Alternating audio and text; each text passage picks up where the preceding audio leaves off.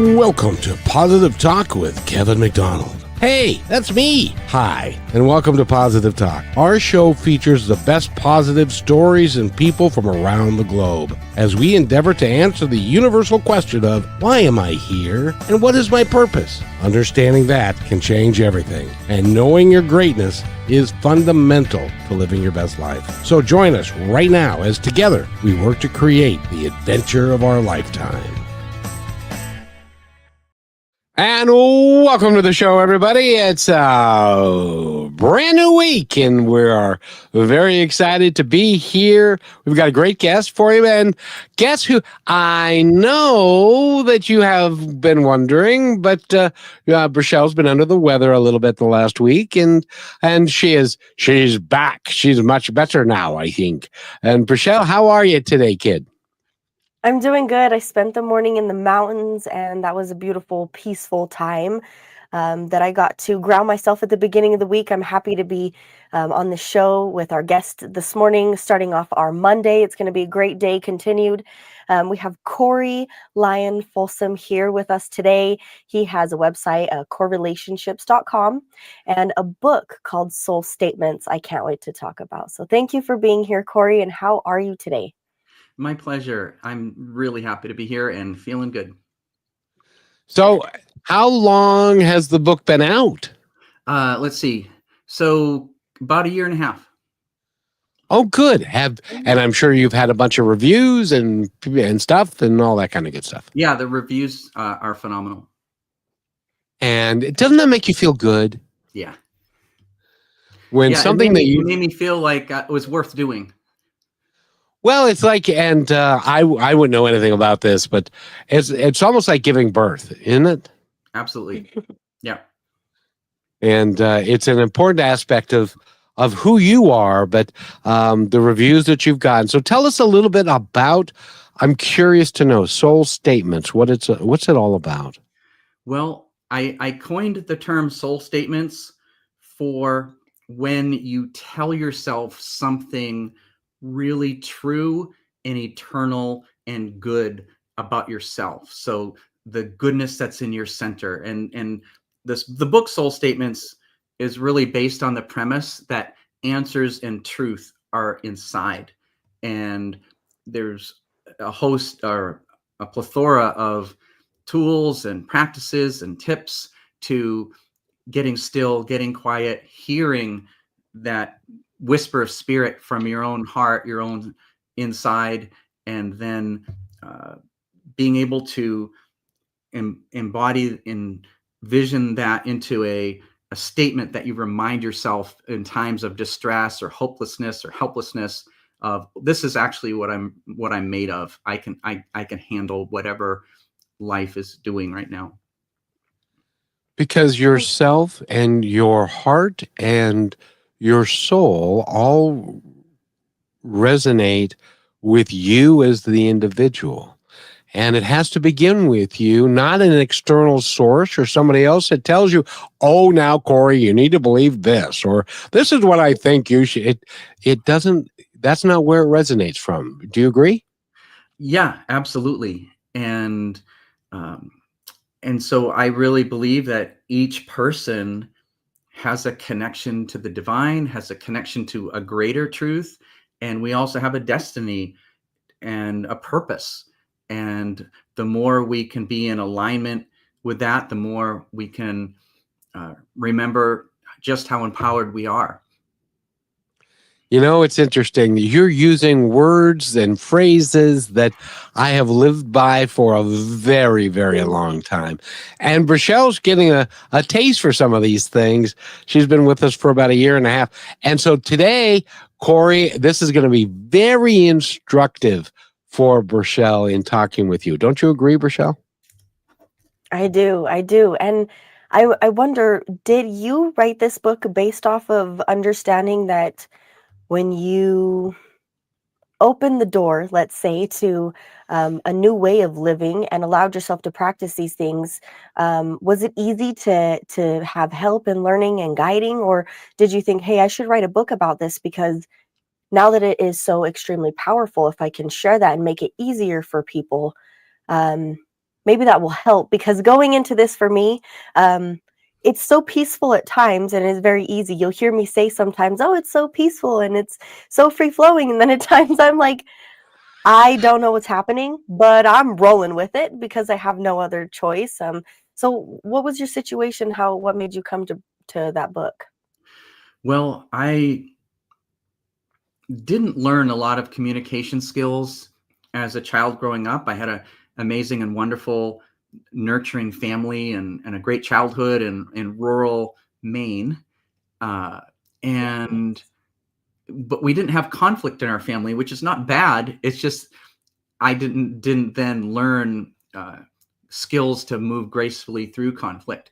And when you get out into the wide world, there's conflict. It just happens. So I was battered about by life enough where I finally said, enough is enough. And I started going to workshop after workshop after workshop and studying in books and teachers. And as I actually hired a coach, a love coach of my own because he had arrived somewhere where I wanted to be, where he could talk with clarity and presence and from his center. And so I learned a lot from all those teachers. And as I became a coach, I saw how the people I was working with got such benefit from interrupting the unhelpful thought. And because I'd say, oh, when such and such was happening, what were you thinking right then? And then what would have been a better thought that then you can go, oh, you know what instead of saying, I just don't know what to do, maybe the next time I get in a situation like that, I can remember, my heart knows what to do. And I have a place at my center where everything's okay, or whatever it may be for you. And so, and that also came about because I heard Tony Robbins say one time, when he was talking about our brains, he said, what's wrong is always available, and what's Yep. right is always available. And so that was really the kind of seed that started this whole thing. And so why not remind ourselves of what's right about us, what's right about me when I'm struggling. We spend way too much time talking about what's wrong with this, what's wrong with that. They should be this. And we become judgmental and we become difficult. And then the smile that used to be on our face turns to a frown because now we're unhappy about everything that's going on in the world and stuff, rather than expressing yourself in a positive way and taking it one moment at a time for you as an individual, and recognize that you are great, you were born great, and not to listen to some of those things. That takes a lot of time and a lot of skill for some folks, doesn't it? Yeah. And I just saw how my clients were just getting such good results from that, inserting better thoughts in those moments, that I thought, oh, I should write a blog about this, because I'd already written about a couple dozen blogs about various topics, mostly to do with interpersonal communication, relationship. And once I started to put pen to paper, I realized this could be a book. So I actually hired a book coach, a writing coach, and she helped me for a couple of years and kind of helped guide my process so that I could come out with something I'm really proud of. As well you should be, by the way. Michelle, go ahead. Yeah, I'm curious, was there something that you added to the book that wasn't a part of the plan that happened to you while you were in the process of writing it? Great question. Well, I would say yes. My writing coach, she looked at some of the first writings, and first of all, it was way too flowery. I thought I was this brilliant writer. She's like, yeah, no, not so much. And so she just said, just make your sentences shorter, to the point. Just say what you're going to say. And also she said, put yourself into it. Share some of you. Make it personal. And I wasn't planning to be so vulnerable or open about my journey. And so I tried to keep those little anecdotes really relevant to whatever the subject is in that page or chapter. So yeah, there's sprinkled throughout, there's anecdotes from my life. Some I'm proud of, some I could have done better, but it all is part of the learning and makes an important point. You know, and that's the thing about life. Oh, thank you, Michelle. You know, that's the thing about life, Corey, is I don't know if you know this or not. I suspect you do. But you can't do anything about yesterday. All you can do is learn from yesterday so that today becomes a much better day, which will lead to tomorrow.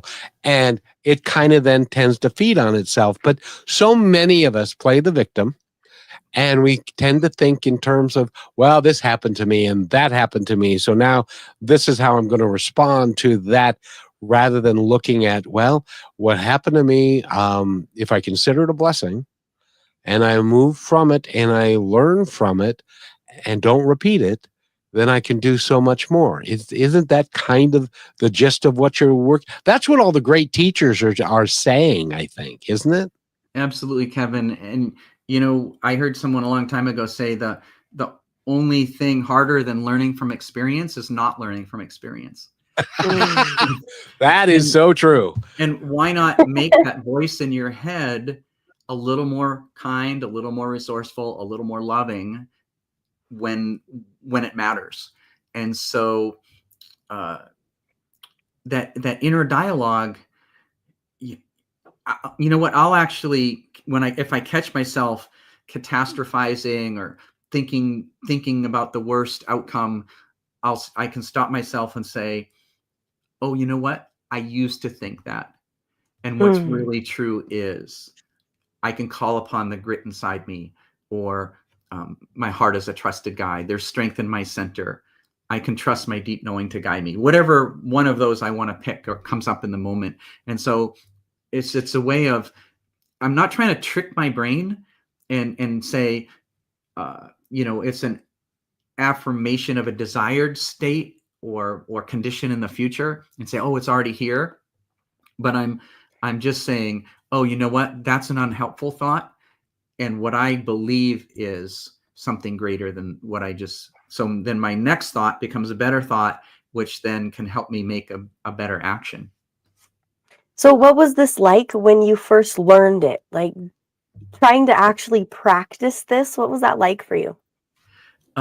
Well, it was a process because I developed it and basically in conversation with my coaching clients. And so it got a little bit kind of co-developed as I'm helping them arrive at this point. I'm figuring out as I go. So, but once it really all gelled, I thought, oh, this has to be a book. I can write about this. And that's, and my fiance said to me, she goes, make sure you're writing about something you're going to want to talk about for a long time. Sound advice, you know? Yeah. Yeah. And it's when you declare that soul statement, the real power, I mean, you don't have to say it out loud, say it silently. The real power comes from feeling the emotion of it, the rightness. And so when I say my body knows how to heal itself, my bones are listening. I can at least believe my bones are listening. And then I feel maybe a little more solid, or my cells might kind of vibrate with a little yes. Somehow, however your body responds to a deep truth. And then you got it when you have that emotion along with it. It's amazing to me how often that happens. Is that when you are aware that the things that come into your mind are different than they used to come into your mind, because now you're looking at it from a positive angle, rather than looking at it, oh, another disaster, here I go again. You're looking at it from a place of opportunity. and this is where I get to go from here. Isn't this exciting? Mhm. We need to take a break, and we're going to, and during this break, he's talking about the white wolf and the dark wolf. I'm sure you know that story, and we'll talk about that on the other side. Michelle is here, and Corey Lyon Folsom is here, right? That's right. And we'll be right back. You became a real estate agent for freedom, success, and real momentum. So why are you still stuck waiting for closings to save you? I'm Ophir Adar, founder of Real Momentum, and I help agents like you become seven-figure earners. My first client that I coached, brand new agent, made $250,000 back in 2006. What's the secret? You feed your white wolf. That's the part of you that's bold and unstoppable and a closer and able to build rapport quickly. So click Get Listings at Real Momentum and let's unleash your real estate potential.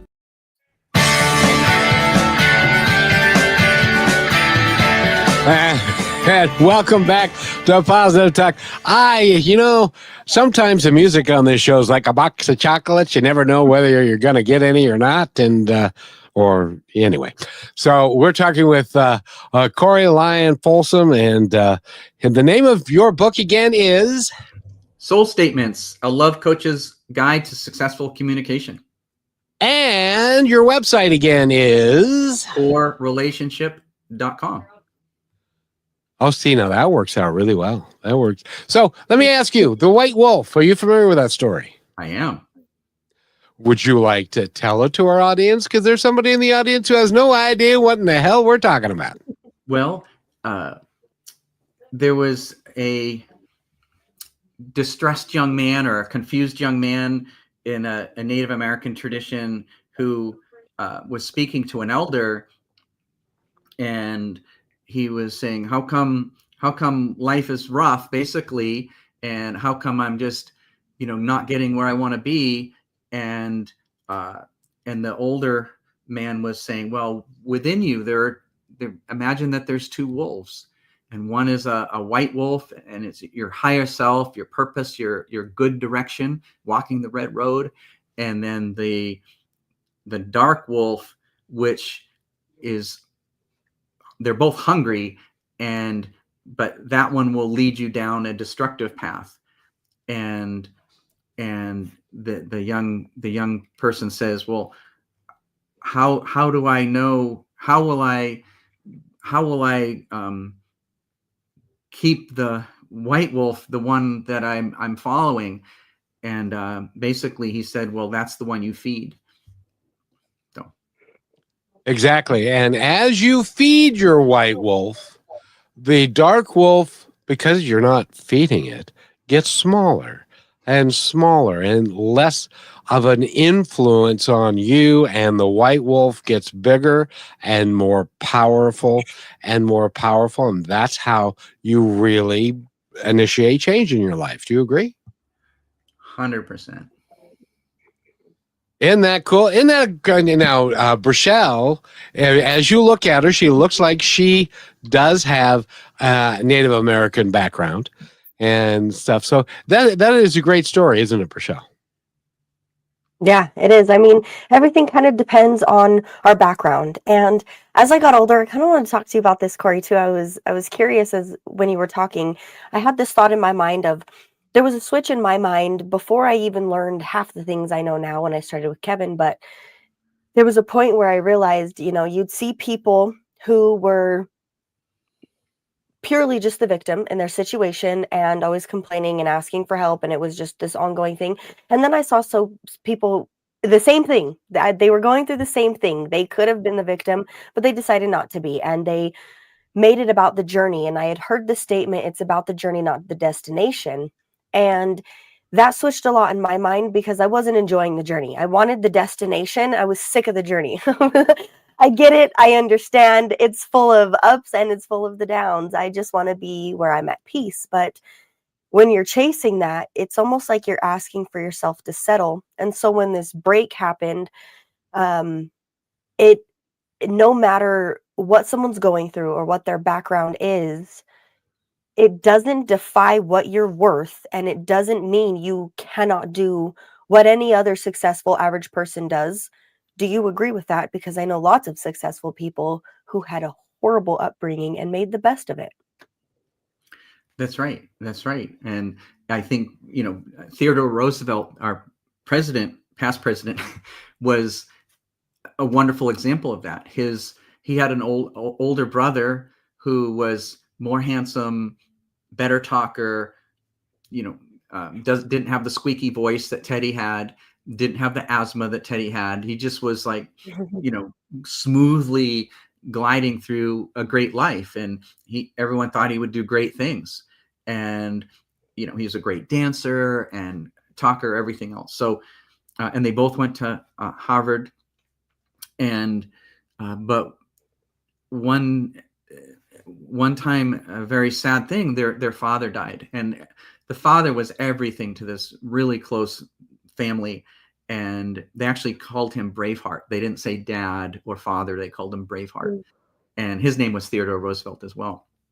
And so the older brother, the one who seemed like he had everything going for him, he just got really unhappy. And within 2 or 3 years, he drank himself to death. Whereas Teddy threw himself into his work as a state legislator up in Albany, and just like, I'm going to live so that my dad would be really proud of me. And so they gave it a different meaning in terms of what this means for me. And so one fed the black wolf and one fed the white wolf. Very good. I love how you tied that in. Well done. Nice segue. And by the way, we're talking with Corey Lyon Folsom. He's an author. Did you think, before you wrote this book, and I know it was in your head for a while, and it was in your heart to do it, and it was in your intuition that was probably screaming at you to do this, did you think that being an author was that in your wheelhouse? Did you really think that you were capable of doing this, and then having a book that's out there and getting lots of reviews and lots of really great stuff? Is that humbling for you? Well, I knew, I respected authors from when I was a child. My dad used to say I'd read more books by the age of 12 than he had read in his whole life. And, I was just fascinated with, Daniel Boone and Davy Crockett and just anything I could get a hold of in terms of, Natural World and Mountain Men and all that stuff. And so I read. And, but I just, as far as crossing that river, being an author, I just thought it would be cool. And I thought it would be great to have a book. But I'm like, I don't know what I would write about. and it just, I had to take it a step at a time. I had to get somebody who could coach me through it. And, she had this core, and I knew her from years ago, and I respected her. And I just saw she had this course, become an author in write a book in 90 days, and not a finished book, but at least a first draft. And so I thought, you know what, let's do this. And so then I continued on with her for a couple more years, getting it all the way across the finish line. What's it like to write something down and you are positive that what you just wrote may be to literary science down the way the most impactful thing anybody's ever written, and then your coach says, not so much, Corey, you need to redo that? Yeah. It happened. I'm sure it did. But isn't that part of the process? Yeah. Well, there's no such and actually I remember back in, I went to the College of Eastern Utah, and my English composition professor, she said to me, there's no such thing as good writing, only good rewriting. And I remembered that. So this book probably went through 38 or 40 drafts. Well, and as you were talking about also communication, I can relate to that growing up. I wish I could say there's no conflict. There was nothing but conflict. And so that made me go a whole different way when it came to communication. But in being able to, because you could have taken that in many ways, right? Like, oh, well, she doesn't like what I have to say. You could have fought that or felt insecure by it or placed something that would be like, oh, I'm not that good, but you didn't. If anything, you took it as everything as a learning curve. Did that also just boost everything you had already learned about communication and kind of change the style of like a personal form of your life? Yeah, absolutely. And I actually looked at some books of other authors I admired, and Mhm. like John Gray and Judith Orloff and Ron Alexander. And I looked at their books that had done very well. And I'm like, oh, look at how they structure their sentences. Much different than how I do it. But those are very successful books. So I'm like, okay. Yeah. And, I like what Ralph Waldo Emerson said, and I'm going to have to paraphrase the quotes in the book, but he said, what's inside of us is much greater than what's outside of us. Meaning when we're connected to who and what and why we are, we're unstoppable. Yeah. That's a really, really important statement. Could you say that again, please? When what's inside of us is greater than what's outside of us. And when we're really connected and aligned with our purpose and knowing who, what, and why we are, we're unstoppable. Why do so many people have no earthly idea who, what, when, or why they are and are wandering around? Is it people are just not curious, or is it they don't have anywhere to turn? Well, where are the models?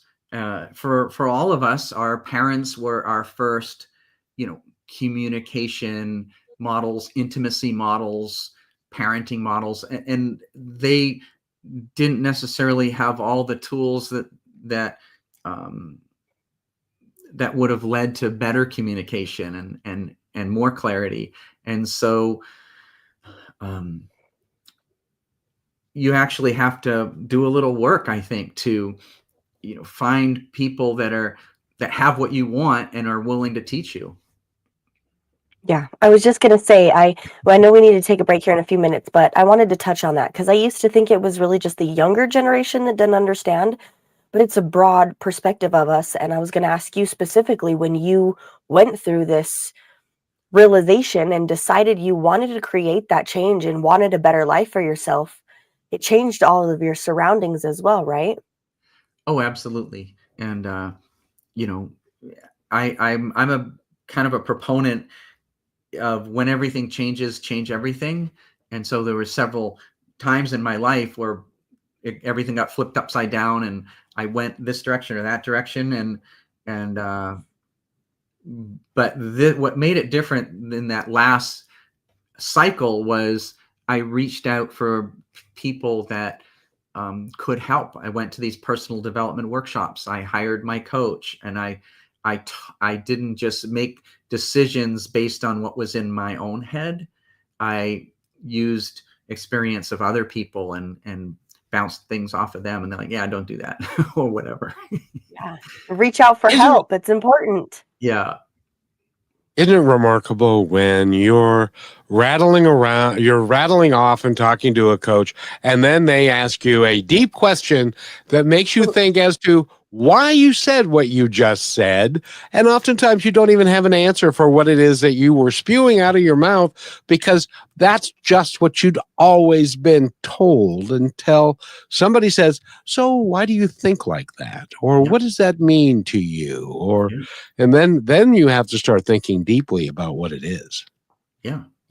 I can remember way back in the day, I was talking to this woman, and she was a therapist of some type. And I remember her telling me that I should learn how to love myself.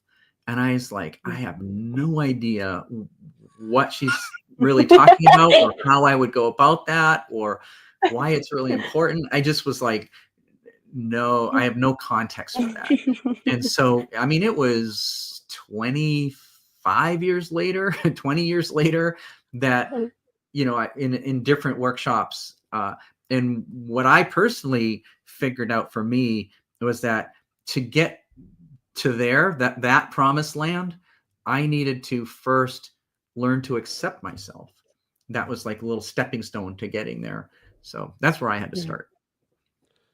And congratulations, because that is a very hard place to be sometimes. And Yeah. by the way, we're talking with Corey Lyon Folsom, and the name of his book again is Soul Statements, a love coach's guide to successful communication. And Brachelle, his website is? Yes. Visit his website, corerelationships.com, while we're at this break, and then come back because I want to deep dive on what it's like to really go through the process of accepting yourself. It's not just a light thing sometimes. And, in conjunction with that, Brachelle, I would like to, because Corey is a coach and he's worked with all kinds of people, there's something that has been rattling around in my brain and for the last week, and that is self-sabotage. I think it's a much bigger deal than a lot of people. I haven't heard a lot of people talk about that, but I think it's a lot bigger of a deal than people are willing to admit. Is it? You're going to sabotage yourself if you're not careful. So we need to take our halftime break, and we'll be right back with more with Corey Lyon Folsom. Brachelle is right there, as beautiful as always, and we will pay attention to this, and we'll be right back. You're listening to Brushwood Media Network, the best in syndicated talk, news, and entertainment shows.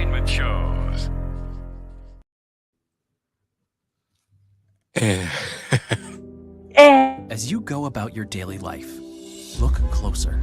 As you gather with family and friends who love and support you, look closer.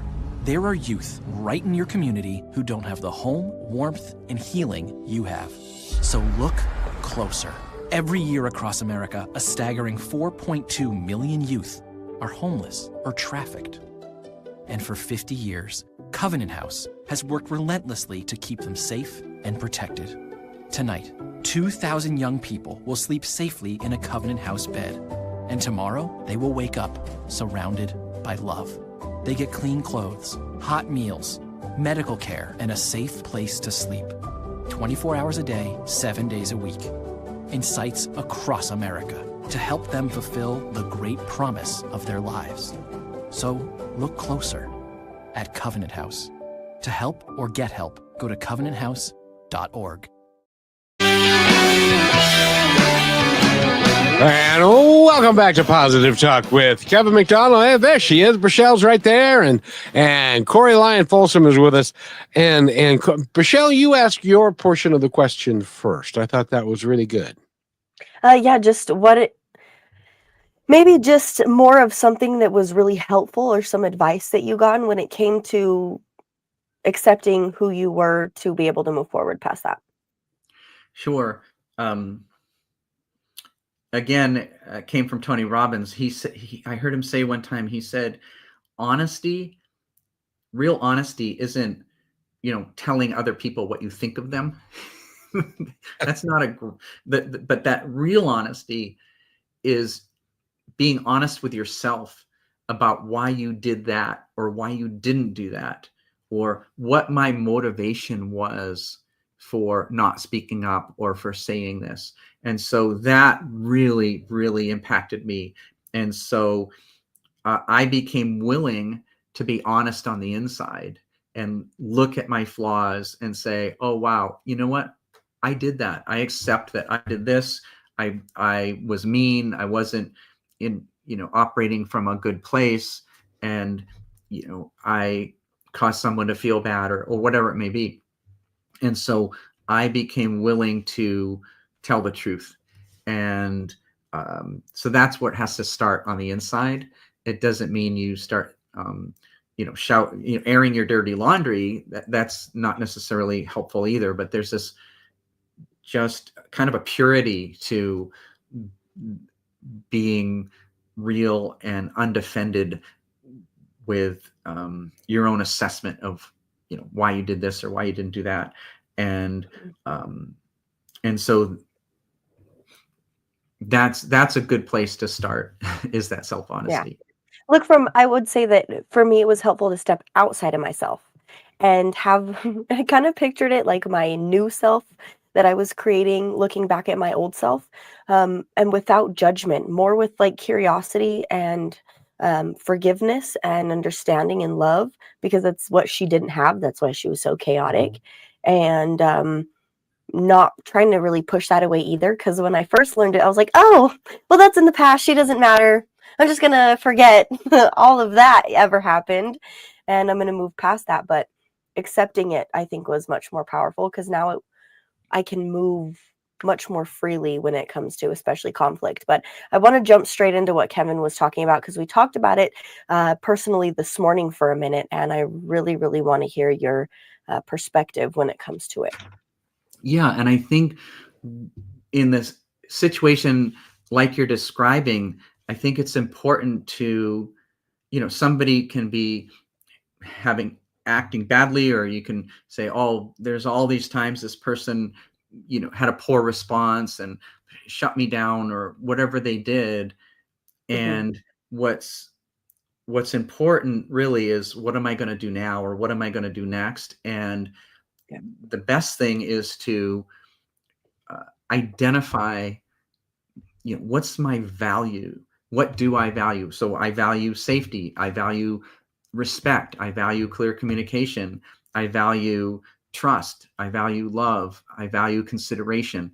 And so it really comes down to, am I willing to take a stand in support of those values? Will I use my voice in defense of my heart and and stand up for my own values? And so, there's kind of two things. It's my values, and it's also my value and worth as a human being, as a little piece of the divine.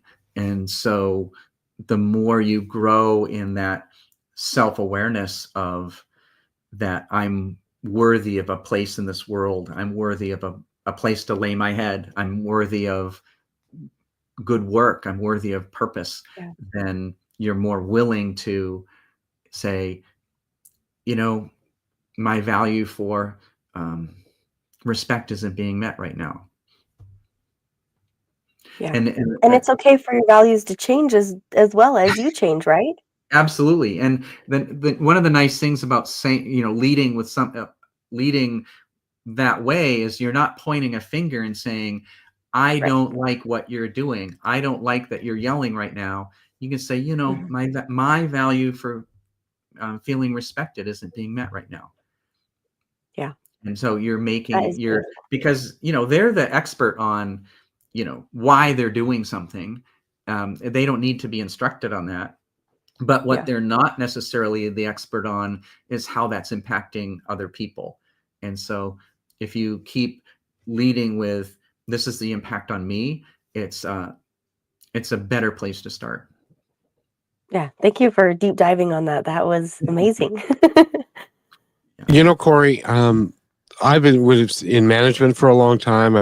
I've worked with hundreds of people, and in some cases, even when somebody gets what is perceived to be what they want, and they're excited about having what it is that they want, then through time and through a series of things, they self-sabotage what it is that they in themselves think that they want.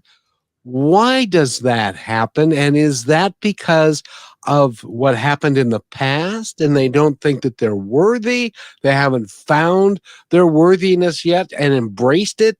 Or is it that, what is the dynamic behind that? Do you have any idea? I do. And I've thought about this, and I think we each have something of an emotional thermostat where we don't want to, we're maybe out of our comfort zone if we're too successful, if we're too successful in love and in things and in respect and in the job and in the worldly things. If we're if what we believe to be as our own value is set at a certain level, if we get a little too far past that, we rubber band ourselves back.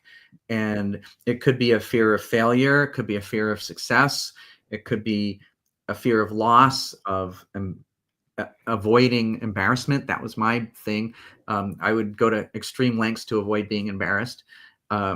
Fear of rejection. And so if we are looking to other people and the world itself to validate and to support our own, where we think what we believe about ourselves, then it will.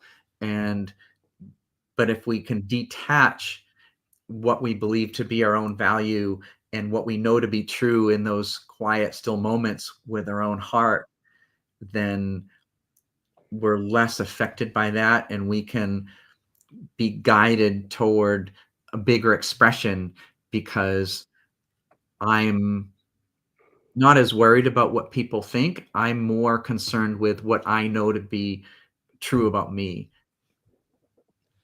And there are, in some cases that I've been party to, there are people that will then turn around.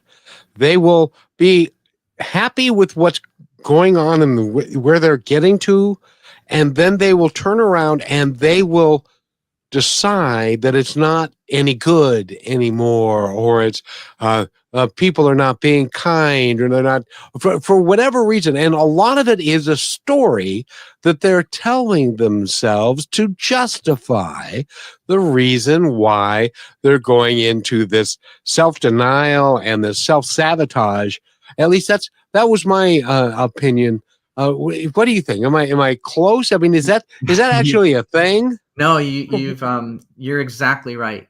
It is a thing. Yeah. So, we can, sometimes any excuse will do. And when we, another amazing writer and podcaster called Jocko Willink, he wrote a book called Extreme Ownership, where, just make everything your fault. Whether it is or not, make it your fault, and that can be very freeing too. Like, oh, this result, this situation isn't what you would love it to be. Take responsibility for, okay, I got myself here, and that means I can have some responsibility in changing it and making it different. So very, very freeing, extreme ownership. I like that. Michelle, what do you think? Yeah, that's powerful, because we talk about all the time that you can't control anything around you. You can't control everything else and everything outside. I love how you're talking about that, because I've been really focused on looking outward and looking inward, and doing it with other people as well. But when you're doing that, it causes you to look inside of yourself, which is only what you can control, is yourself. So therefore, it kind of puts you in a position to surrender what you cannot control and change everything that you do know needs to be changed, fully in your control, but in a healthy way, right? Yeah, I think it's actually energetically more efficient to focus on what I can do versus what other people, what you want them to do. For sure. Well, it's like I tend to say, it's none of my business what you think of me. And so consequently, I don't spend a lot of time thinking about what other people think of me. I think about what I want, the steps that I'm going to take to achieve what I want, what the universe is telling me that it wants me to do. And so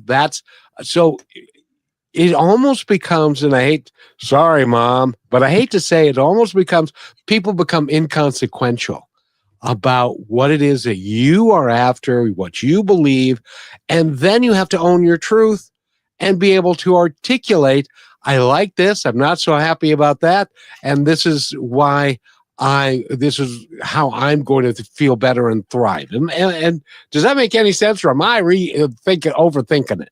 No, it makes a lot of sense. And there's a funny little thing that can be true at the same time, which I like to do, is the attitude of, I'm not the most important person in the room. And so, meaning that maybe I could think about how I am presenting to other people. How do I want to be? and because they're not all here to discover what my every whim is and fulfill it. No, therefore maybe I should take a little more care on how I want to show up for other people. Well, and let me amend what I said. It's none of my business what people think of me. It only works if you have a clear set of values and ideas about who you are and about how you're going to present yourself to others. As an example, are you kind? Are you loving? Do you have nice things to say to people? Do you smile? Are you really vested in other people's thoughts and ideas? Not that you have to take them on, but it's great for you to understand them and stuff like that. Does that make any sense at all? Yeah, and so if I have a value for kindness or being treated with kindness, and I value being kind to others, I maybe even might have part of my identity is I think of myself as a kind person. And so now the honesty comes in of, was I really as kind as I could have been? Oh, I said this in that way. I either have to go, maybe I'm not such a kind person, or I say, oh, let's get back where I know I should be or I want to be. In order to think of myself as kind, I need to act kindly. And that's where that honesty comes in of whether I'm actually doing it or not. It's so strange, Rochelle. Oh, go ahead. Yeah, I know. I was going to say, I know we need to take this break. When we come back, I want to, I can't be the only one. Maybe I am and I'm insane, but that's where the two meet, is you being honest with yourself. I want you to tell me when we come back if I'm right. Is being honest with yourself kind of ties into the root of that. You're not taking in the ownership of what other people think and doing things for other people to convince them, but also it is your responsibility to be true to yourself and your values, because if they're perceiving a version of you that you are not, that is kind of your responsibility as well, because what are you showing them? I mean, I understand there's going to be people that they just don't get it. I've got a lot of those people, but there's a point in time when they cross, and you're not doing it for other people, but you're doing it for yourself, because that's how you want to be shown up and respected. So I'll let Kevin take us into the break and let you think about that a little bit. And then this break talks about kindness, but I just have to say, it's amazing to me how many Beatles lyrics come up in things when people say, and get back to where you once belonged. That's another lyric. So listen to this commercial, everybody. This is important, I believe. The strength of staying kind from your friends at Positive Talk Radio. Kindness is not weakness. It takes real strength to stay kind in a world that often rewards anger, ego, and control. Being kind means choosing to act from your values, not your wounds. It means showing grace even when no one's watching. But kindness doesn't mean being passive. It doesn't mean letting people take advantage of your time, your energy, or your peace. You can be kind and still say no. You have a soft heart with firm boundaries. The strongest people I know are the ones who choose compassion without losing themselves. They've been hurt. They've been tested. And still, they choose to love and lead and to lift others anyway. Kindness is not about pleasing everybody. It's about honoring who you are and how you treat others, even when it's hard. So stay kind, stay human, and stay strong. And always remember this: be kind to one another, because each other's all we've got.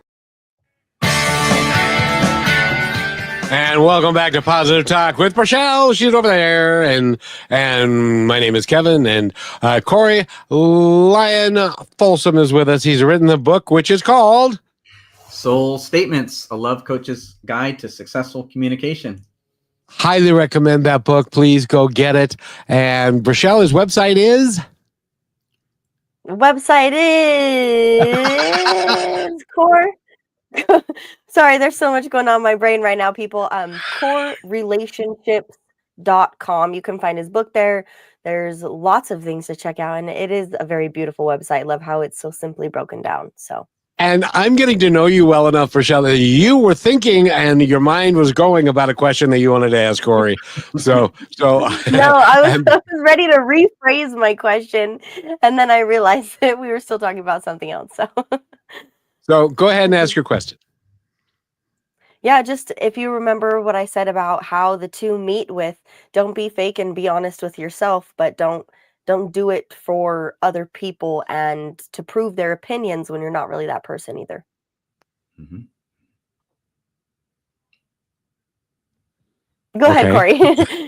Just whatever I had said. Just your opinion about what I had said before the break and where those two meet and tie in. Oh, okay. So, yeah. One thing I had been thinking also is that basically everything we're talking about is a learned skill. It's not just, communication, honesty, soul statements. All of these things can be learned. That's awesome. And so it's just the more you get to know yourself, the more hopefully you're willing to show up as that best version of you.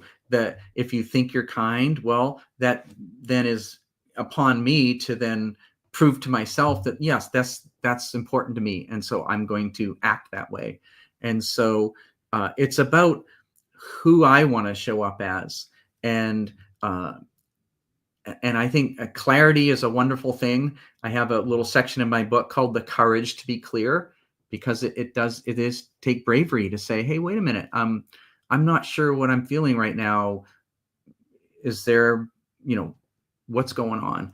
And so I also say in the book, clarity is the new sexy.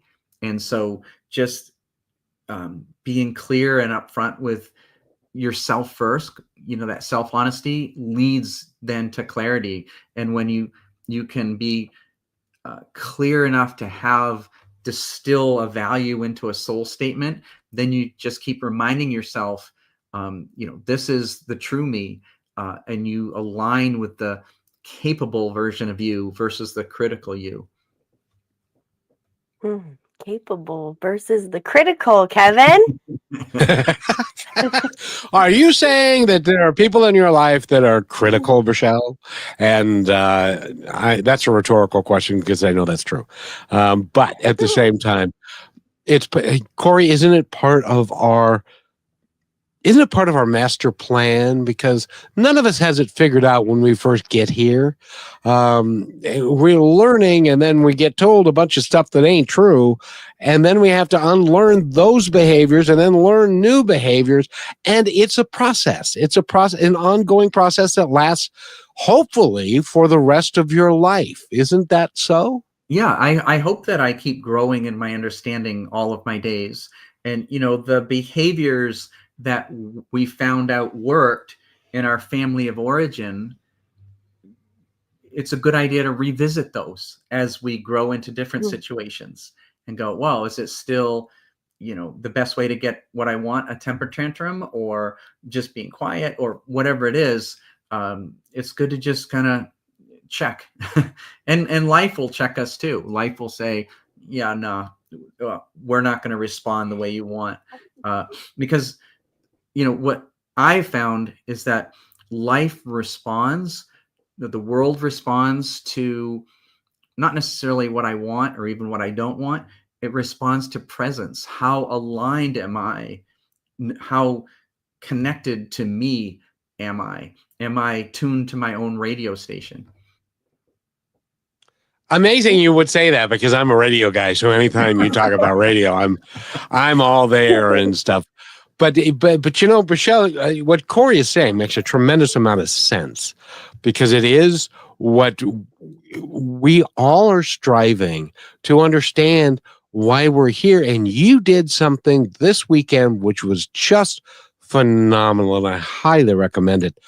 Go to your happy place. For you, it's in the woods. And turn off the damn TV, turn off your cell phone, and relax and just let it be.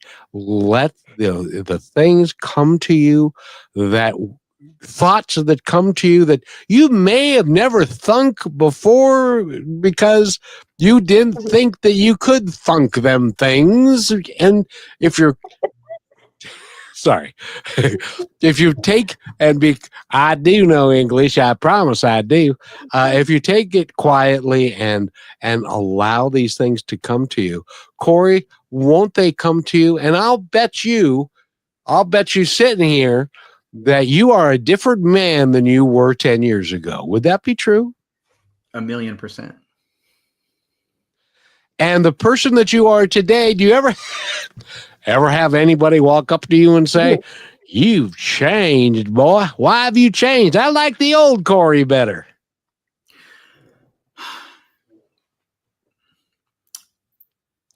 I don't think I've heard that so much out loud. I think people think it, and they just adjust as I'm talking differently. I'm talking about different things that are important to me. So yeah. And there are times when what that means is because you're vibrating at a whole different level, and these people are not choosing to vibrate at anywhere near that level, it's now uncomfortable for them to be around you and stuff. So sometimes in our life, we just need to say adieu and have a great day and bless you and I love you and take care of yourself and just let it go and let it be. Is that fair? Yeah, just let the ones that don't really serve your highest good, let them just fade. Yeah. And even when I can say that it was the opposite for me. People were like, "Oh, we love this new Rochelle. She's so nice." So it was kind of, but not to say that it wasn't hard for them to understand how I was changing and how to be with me. So as you're changing, also, like when you're being patient with yourself, be patient with other people, right, Corey? Because even though they want to be there and they do love you, it can be a little confusing because in the process of you learning that, it kind of teaches them as well, right? Absolutely. And just keep reminding yourself as needed that you're capable, brave, courageous, smart, spiritual, fun. Just keep reminding yourself of your better qualities. Perfect. Because all of us are all that if we choose to accept it. Yep. Right. And everything is a chance to be better. And Amen. that, Corey, that is the grand adventure of a lifetime. Because we will never get there. We're always going to be looking to do better. For me, it's traffic. But for somebody else, it might be something else. I don't know. So, Corey and Rochelle, I want you to tell Corey, because we're running out of time. Yes. Honestly, what you just shared with us was amazing for the end of anybody to hear. If you want to reiterate anything that you just said as a go away goodbye for people to think about, and then again, please share with us your book and a way to communicate with you and find your website. Okay. Well, I would say that to condense it into one statement, I would say you can learn to call up the best part of you in a moment. And remember that the hero and the coward initially feel the same thing. It's what they do next that makes the difference, that defines them. And so I'm easy to find, corerelationship.com. There's a lot of stuff there, articles about how I do coaching, a page from my book. You order it there. You can go to bookshop.org. It's a great website, and it's on Amazon, of course. So that's who I am and what I do. Beautiful. And by the way, that is a bumper sticker. You ready? Yes. The bumper sticker. I know there's so many things that you said. There are so many, but the hero and the coward both start from the same place. Yep. It's their actions that dictate who they become, either the hero or the other guy. We don't want to talk about it. So, Corey, thank you so much for being here. Rochelle, anything else before we go? No, thank you for this, Corey, and I would love to invite you to come back. I for some reason feel that you're probably into writing another book. And so we would love to talk about that and just where you are in your journey. But thank you for spending this time with us and our listeners. And thank you for everybody who listened. And I really hope you learned something from Corey. And like Corey is having, have a remarkable life, everybody. Thanks for listening to this episode of Positive Talk with Kevin McDonald. Our purpose is to provide everyone with a positive, entertaining, and educational experience. I would love your feedback and comments about the show, including possible topics and great guest suggestions. Please email me at kevin@kmmedia.pro. And remember, be kind to one another because each other's all we've got. That's Kevin at kmmedia.pro.